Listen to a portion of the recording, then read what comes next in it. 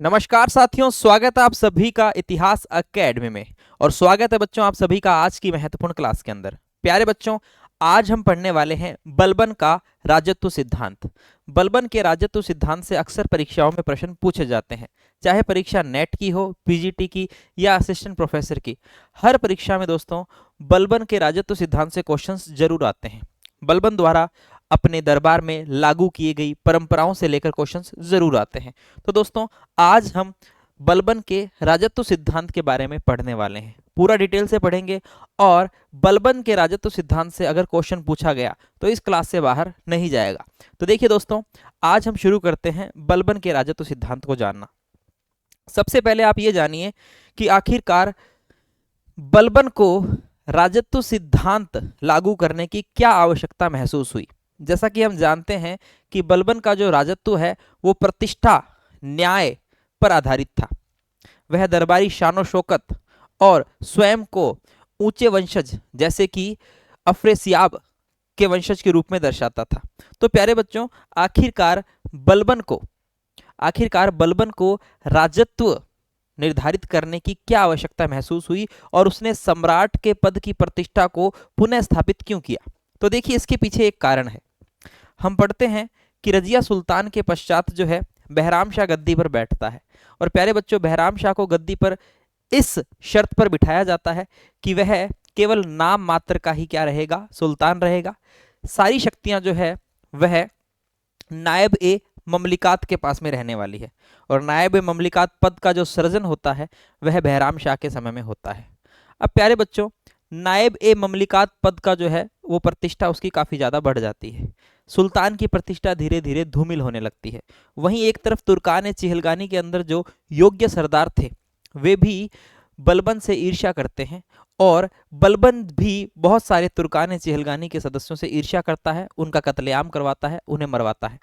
इसीलिए बर्नी जो है बलबन को खुफिया कातिल भी कहता है। तो क्योंकि बलबन जो है वह सुल्तान के पद को पुनः जो है मजबूत बनाना चाहता था, सुल्तान के पद की प्रतिष्ठा जो है वह धूमिल हो गई थी, उसे वह पुनः स्थापित करना चाहता था। नायब ए ममलिकात का पद जो कि काफ़ी ज़्यादा शक्तिशाली हो गया था उसे समाप्त प्राय करना चाहता था। और इसी के साथ में तुर्कान चिहलगानी के जो योग्य सरदार थे उनको समाप्त करना चाहता था और स्वयं की स्थिति को मजबूत करना चाहता था। इसीलिए बलबन ने राजत्व सिद्धांत लागू किया। अब दोस्तों, बलबन का राजत्व सिद्धांत किस प्रकार का था, आइए हम जानते हैं। देखिए, सबसे पहले अगर हम देखें कि बलबन का राजत्व सिद्धांत की जानकारी हमें कहाँ मिलेगी, तो देखिए बर्नी की तारीख फिरोजशाही में बलबन के राजत्व सिद्धांत की विस्तृत विवेचना की गई है। अगर आपसे पूछ लिया जाए कि बलबन का राजत्व सिद्धांत किस पर आधारित था, कहाँ से एडोप्ट किया गया था, कहाँ से लिया गया था, तो आप कहेंगे कि बलबन का राजत्व सिद्धांत फारसी या हम कह सकते हैं पर्शियन राजत्व जो कि ईरान के सासानी शासक से लिया गया था। ईरान के सासानी शासकों का जो राजत्व था, उनका जो दरबारी रहन सहन था, जो दरबारी परंपराएं थी, वहां से बलबन ने स्वयं के राजत्व को जो है एडॉप्ट किया था, राजत्व लिया था। देखिए, संभवतः बलबन दिल्ली का प्रथम सुल्तान था जिसने राजत्व संबंधी सिद्धांतों की स्थापना की थी। क्योंकि बलबन जब सुल्तान बना तो उसे ये महसूस हुआ कि सुल्तान का पद जो है वह धीरे धीरे सुल्तान जो है वह धूमिल होता जा रहा है, क्यों न सुल्तान की प्रतिष्ठा को पुनः स्थापित किया जाए और इसलिए राजत्व के नियमों को लागू किया जाए। अब हम देखते हैं बलबन के राजत्व की पूरी जानकारी। देखिए दोस्तों, बलबन जब अपने पुत्रों को कुछ आदेश देता है, जब अपने पुत्रों को समझाता है, चाहे वह बुगरा खान हो, चाहे वह मोहम्मद शहजादा मोहम्मद हो, जब बलबन अपने पुत्रों को कुछ समझाता है राजत्व के संबंधित या फिर शासन से संबंधित, तो उन्हीं बातों के अंदर बलबन के राजत्व की भी हमें झलक देखने को मिल जाती है। जैसे कि बलबन अपने पुत्र बुगरा खां को कहता है कि जो सुल्तान का पद होता है वह निरंकुशता का प्रतीक माना जाता है। इससे हमें पता चलता है कि बलबन जो है वह सुल्तान की शक्तियों को या फिर सुल्तान को जो है एक निरंकुश शासन के रूप में देखा करता था और बलबन जो है वह पूरी तरह पूर्ण केंद्रीकरण के अंदर विश्वास करता था। बलबन के राजत्व की पूरी जानकारी हमें बर्नी द्वारा संकलित उसके वसेया या वसाया में देखने को मिलता है। ठीक है, बलबन जो है दोस्तों, हम देखते हैं कि बलबन जो है वह अपनी वसेया लिखता है। दिल्ली सल्तनत का ऐसा प्रथम सुल्तान होता है। उसके वसेया के अंदर दो भाग हमें देखने को मिलते हैं। प्रथम भाग में सुल्तान की जिम्मेदारियां, उसके कर्तव्य देखने को मिलते हैं, और द्वितीय भाग में बलबन जो राजत्व संबंधी ज्ञान अपने पुत्रों को देता है उसकी जानकारी मिल जाती है। तो बलबन द्वारा अपने पुत्रों को राजत्व संबंधी जो निर्देश दिए गए थे वो जानकारी हमें उसकी वसीया के दूसरे भाग में देखने को मिल जाती है। अब हम देखते हैं कि बलबन के राजत्व के मूल मूल सिद्धांत क्या थे। तो देखिए, पहली बात तो ये कि बलबन सुल्तान के पद को ईश्वर के पश्चात सर्वश्रेष्ठ मानता था और धरती पर सुल्तान के पद को ईश्वर का प्रतिनिधि या ईश्वर का प्रतिबिंब मानता था। बलबन स्वयं को नियाबत खुदाई और जिल्ले इलाही जैसी उपाधियों से नवाजा करता था। नियाबत खुदाई का मतलब होता है पृथ्वी पर ईश्वर का प्रतिनिधि, जिल्ले इलाही यानी कि ईश्वर का प्रतिबिंब, ईश्वर की छाया। और बलबन का मानना था कि जो राजा होता है, जो सुल्तान होता है, उसका जो हृदय है वह ईश्वर की कीर्ति से ही क्या होता है, भरा होता है, और ईश्वर के ही प्रतिबिंब के रूप में सुल्तान धरती पर शासन करता है। यानी कि वह राजा को एक प्रकार से राजा के देवत्व में, उसके देवीय सिद्धांत में विश्वास करता है।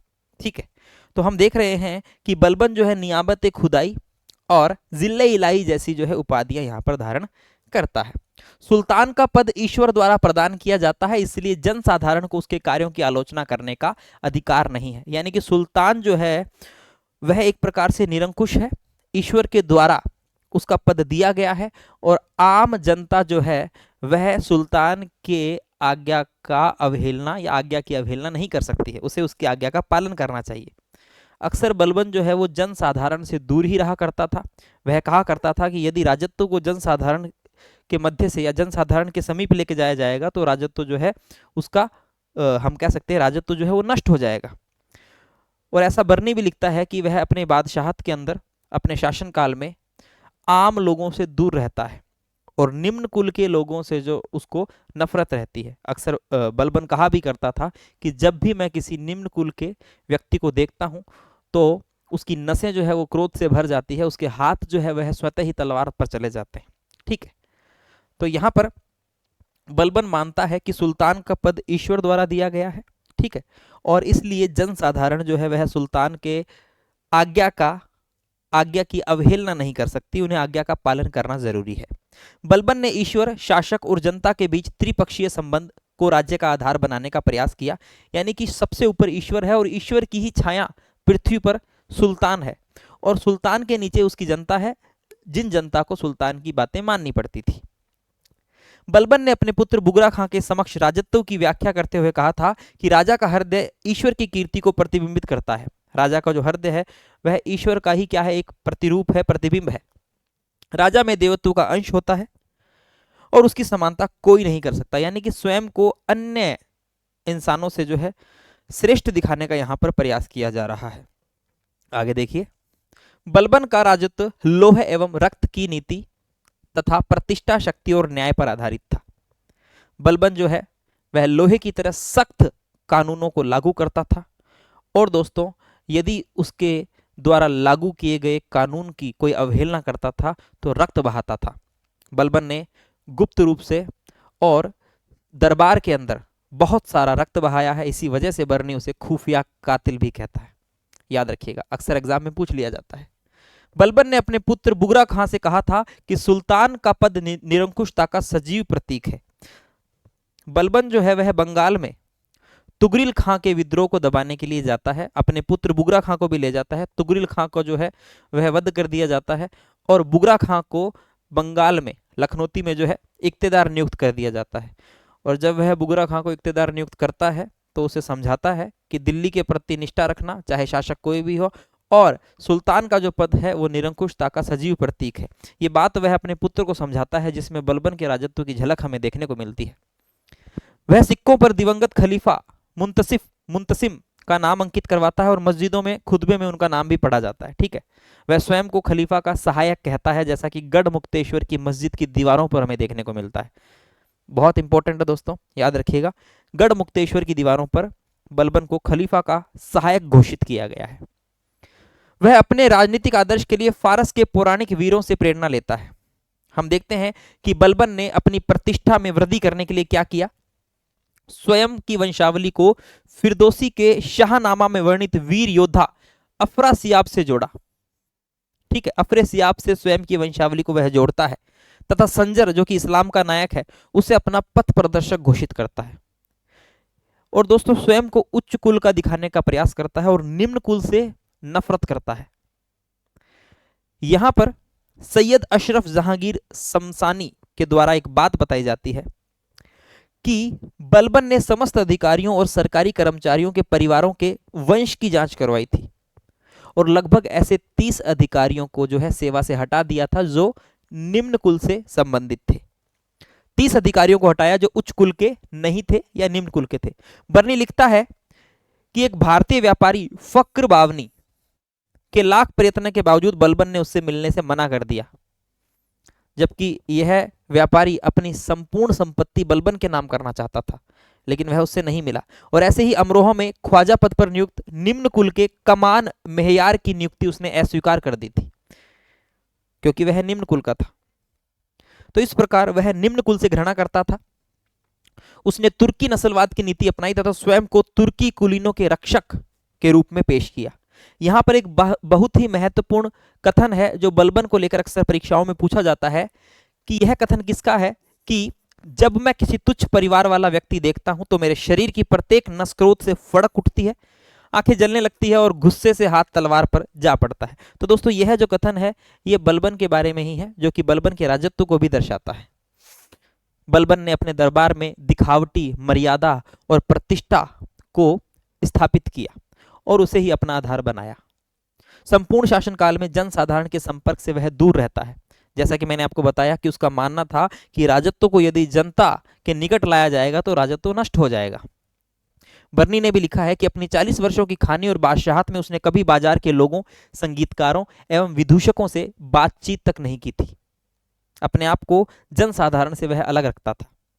न्याय, प्रतिष्ठा, सत्ता, कोष, रेयत, जनता व चुने हुए राज्य उसके राज्य के सप्तांग थे, 7 अंग। बलबन ने अपनी प्रतिष्ठा बढ़ाने के लिए दरबार में फारसी परंपराओं का अनुकरण करना शुरू कर दिया। फारसी परंपराओं को वह अपने दरबार में लागू करता है, ठीक है ना। उसने अपने पोत्रों के नाम जो है वह भी फारस के सम्राटों की भांति क्यूमर्स, के खुसरो, के कुबाद ऐसे नाम रखे, ठीक है। फिजूनी अस्तराबादी के अनुसार उसके चेहरे पर लंबी दाढ़ी थी। वह बहुत ऊंचा मुकुट इस तरह पहनता था कि उसकी दाढ़ी के अंतिम छोर से उसके मुकुट के शिखर तक 1 गज की लंबाई होती थी, यानी ऊपर मुकुट और नीचे दाढ़ी, अगर इस पूरी लंबाई को नापे तो 1 गज की लंबाई, यानी कि स्वयं जो है वह फारस के सम्राट की तरह दिखना चाहता था। उसने अपने दरबार को शानो शौकत का स्थल बना दिया। कड़े हुए कालीन है, सजावटी पर्दे है, रंग बिरंगे वस्त्र तथा सोने चांदी के जो बर्तन है वो उसके दरबार में हमें अक्सर देखने को मिलते थे। दरबार में सभी अमीरों को अपने ओहदों के अनुसार कतार में खड़ा होना पड़ता था। जिस हिसाब से ओहदा होता था वो कतार में उसी नंबर पर क्रमानुसार जो है खड़ा हुआ करता था। ये उसने अपने दरबारी शिष्टाचार लागू किए, ठीक है। और ये जो चीज है यानी कि कतार के अंदर खड़े होने वाली जो परंपरा है, इसका ध्यान रखने के लिए पदानुक्रम व्यवस्था, पदानुक्रम व्यवस्था व अनुशासन की स्थापना आदि का दायित्व मीर हाजिब पर डाल दिया। 2 महत्वपूर्ण परंपराएं जो कि अक्सर परीक्षा में आती है, सिजदा और पाबोस, यानी कि फारसी परंपराओं का अनुकरण करते हुए बलबन ने सिजदा यानी कि घुटने टेक कर सुल्तान के समक्ष जो है सिर झुकाना, या फिर पायबोस या पैबोस सुल्तान के चरण स्पर्श करना, पांवों को चूमना, ये प्रथाएं बलबन ने जो है अपने दरबार में शुरू की थी। इंपॉर्टेंट है। इसी के साथ गैर इस्लामिक प्रथाओं की शुरुआत करने वाला वह प्रथम शासक था जो कि अपने दरबार में गैर इस्लामिक प्रथाएं शुरू करता है। सर्वप्रथम इसी ने ईरानी त्योहार नौरोज, जो कि ईरानी नव वर्ष के रूप में मनाया जाता है, इसे मनाए जाने की शुरुआत की और यह लगभग 19 दिन तक चला करता था। बलबन ने दरबारियों व सरकारी पदाधिकारियों के लिए विशेष प्रकार की पोशाक यानी कि ड्रेस कोड निर्धारित किया। दरबार में सभी जो है वे अपने निर्धारित किए गए ड्रेस कोड के अनुसार आते थे। अपनी सार्वजनिक सभाओं में होने वाले नृत्य, संगीत, मद्यपान सभी पर पूर्ण प्रतिबंध लगा दिया। और यहां तक कि बलबन जो है वह स्वयं भी शराब पीना बंद कर देता है। ससानियों व ख्वारिज्मी शासकों के समान उसने उच्च वेतन प्राप्त और भय जागृत करने वाले अंगरक्षकों को अपने साथ रखना शुरू कर दिया। ये अंगरक्षक जो है नंगी और चमकती हुई तलवारों के साथ हमेशा रहते थे, और जब बलबन का शाही जुलूस निकलता था तो बिस्मिल्लाह बिस्मिल्लाह के नारे लगा करते थे। ऐसा बताया जाता है, बर्नी स्वयं इसका वर्णन करता है कि यह जो जुलूस है, सार्वजनिक जुलूस, इनको देखने के लिए 100 से 200 कोस की दूरी से हिंदू और मुसलमान दिल्ली आते थे, और समारोहों में कई दिन बाद तक लोग दरबार की सजावट के विषय में बातें करते थे। अब दोस्तों ऐसी चीजें जो है एग्जाम में पूछ ली जाती है कि किस शासक के समय जो है ऐसे समारोह, ऐसे जुलूस होते थे जिन्हें देखने के लिए दिल्ली से हिंदू मुसलमान 100-200 कोस की दूरी से हिंदू मुसलमान आते थे और लंबे समय तक वहाँ की सजावटों के बारे में अक्सर बात किया करते थे। तो ये बलबन के समय की बात है। आरपी त्रिपाठी ने बलबन के राजत्व सिद्धांत के बारे में क्या कहा है कि बलबन का राजत्व शक्ति, न्याय व प्रतिष्ठा पर आधारित था। ईश्वर टोपा कहते हैं कि बलबन का राजत्व का सिद्धांत संकीर्ण, भौतिकवादी तथा निरंकुश नहीं था। उसने शासन की निरंकुशता को रोकने के लिए नैतिक सीमाएं लगाई और उसने शासन के दायित्व पर बल दिया। ये बात है ईश्वर टोपा के अनुसार। आगे देखिए। तो दोस्तों कुल मिला के यहाँ पर जो है हमें बलबन के राजत्व सिद्धांत को देखने को मिलता है। हमें देखने को मिला कि बलबन जो है वह सुल्तान के पद को पुनः प्रतिष्ठित करना चाहता था। सुल्तान के पद की जो प्रतिष्ठा बहराम शाह, ठीक है, मसूद शाह, और दोस्तों हम देखते हैं नासिरुद्दीन महमूद के समय में जो प्रतिष्ठा धूमिल हो गई थी, उस प्रतिष्ठा को पुनः स्थापित करना चाहता था। इसलिए बलबन ने जो है अपने राजत्व की मतलब अपना राजत्व का जो है सिद्धांत दिया था, ठीक है। और उसके अंदर वह बहुत सारी परंपराएं लागू करता है, बहुत सारे जो है रीति रिवाज, सिजदा, पाबोस, ये सब लागू करता है, नौरोज उत्सव मनाता है, और निम्न कुल के प्रति जो है वह हमेशा घृणा करता है। ये सारी बातें उसके राजत्व सिद्धांत के महत्वपूर्ण तत्व हैं। तो दोस्तों यहाँ पर हमने बलबन के सिद्धांत को, यानी कि उसके राजत्व सिद्धांत को जानने का प्रयास किया है। और यहाँ से अगर बलबन के राजत्व सिद्धांत से संबंधित अगर क्वेश्चन आता है तो इन कुछ पन्नों से आपको जो है क्वेश्चन देखने को मिलेगा, ठीक है। तो आप आराम से देख लीजिएगा। इसकी जो PDF है वो मैं आपको टेलीग्राम पर उपलब्ध करवा दूंगा। और दोस्तों अगर आप मध्यकालीन भारत का इतिहास हमसे पढ़ना चाहें तो हमारे एप्लीकेशन पर मध्यकालीन भारत का इतिहास चल रहा है, आप हमसे जुड़ सकते हैं, ठीक है। चलिए दोस्तों, तो उम्मीद करता हूं कि आपको आज की क्लास अच्छी लगी होगी। मिलते हैं नेक्स्ट क्लास में, तब तक के लिए जय हिंद, जय भारत, धन्यवाद।